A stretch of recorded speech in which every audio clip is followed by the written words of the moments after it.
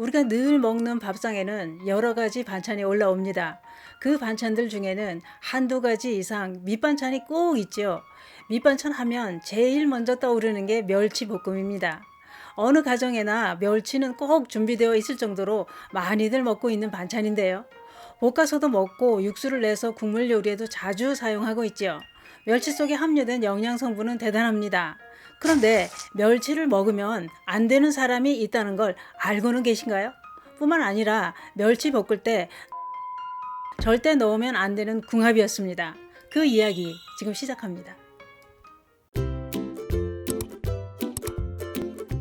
안녕하십니까. 생활에 필요한 정보를 알려드리는 조회사 전성시대입니다. 오늘은 어떤 반찬으로 식사를 하셨나요? 식사 때가 되면 오늘은 뭘 해서 또 밥을 먹어야 하나 늘 고민이 됩니다. 밑반찬이라도 몇 가지 준비되어 있다면 그래도 밥상 차리기가 좀 수월하지요. 밑반찬 하면 제일 만만한 게 멸치 볶음인데요.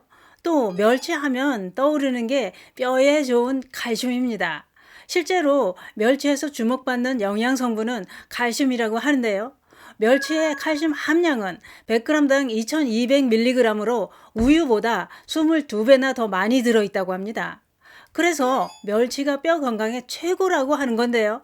뿐만 아니라 멸치에는 EPA와 DHA 이런 불포화 지방산이 풍부하게 함유되어 있는데 이 성분이 혈전을 녹이고 혈액 속의 나쁜 콜레스테롤을 제거해주는 작용을 합니다. 또한 DHA 성분은 뇌 기능을 활성화해주는 효능으로 기억력을 살려서 치매 예방에도 좋은 효과가 있는 성분입니다. 그런데 문제는 이렇게 맛있고 좋은 영양 성분이 많이 함유된 멸치도 절대 먹으면 안 되는 사람이 있었습니다. 멸치에는 칼슘, 단백질, 미네랄 이런 영양 성분이 풍부해 우리 건강에 도움을 주지만 멸치에는 퓨린이라는 성분도 아주 많이 함유되어 있었습니다. 퓨린이라는 성분은 혈중의 요산 수치를 높이는 주범이라고 하는데요. 그러면 요산은 뭐냐? 혈중 요산 수치가 높아지면 고요산 혈증이 되고 끔찍한 통증을 유발하는 통풍 질환의 원인이 된다는 겁니다. 통풍은 요산 결정체가 신장이나 관절에 쌓이면서 발생하는데 엄지발가락과 발목, 발 안쪽 이런데 큰 통증을 일으키는 질환입니다. 멸치에는 이 요산 수치를 높이는 퓨린이 무려 멸치 100g당 746.1mg이나 함유되어 있어서 고퓨린 식품이라고 부르기까지 합니다. 그런데 그렇습니다. 멸치에 함유된 퓨린이 요산 수치를 높이는 작용을 하지만 대부분은 소변과 대변을 통해 배출이 된다고 하는데요. 문제는 요산의 배출이 안 되고 축적이 되는 사람이 있고 이게 문제라는 거죠. 그래서 요산 수치가 높다거나 통풍을 앓고 있다면 멸치는 안 드시는 게 좋다는 얘기입니다. 그런데 멸치를 섭취할 때 조심해야 될 게 또 있습니다. 멸치를 볶을 때 견과류를 넣어서 함께 볶아 먹으면 참 맛있죠.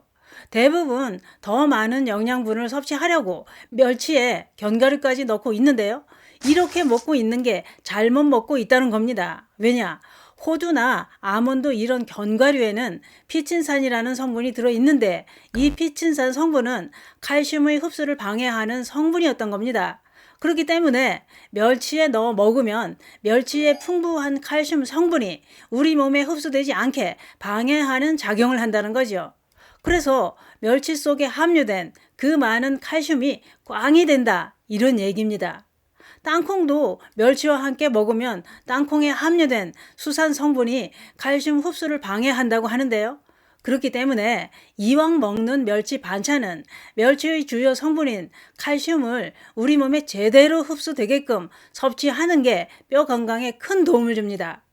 그래서 칼슘 흡수를 방해하는 견과류를 넣는 건 좋지 않다 이겁니다. 그러면 멸치의 칼슘을 제대로 흡수하게 도와주는 식품은 없을까요? 있습니다. 멸치의 최고 궁합은 바로 풋고추입니다. 멸치에는 견과류보다는 풋고추를 꼭 넣어야 되는 이유가 있었습니다.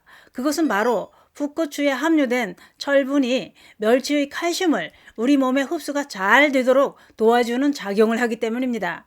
또한 멸치에 함유된 불포화 지방산은 풋고추에 함유된 베타카로틴의 흡수를 높이고, 풋고추는 멸치에 없는 비타민 C를 보충해주기 때문에 멸치와 함께 먹어야 될 최고의 궁합이다, 이런 얘기입니다. 멸치의 최고 짝꿍은 견과류가 아니라 풋고추였습니다. 그런데 그게 그렇습니다.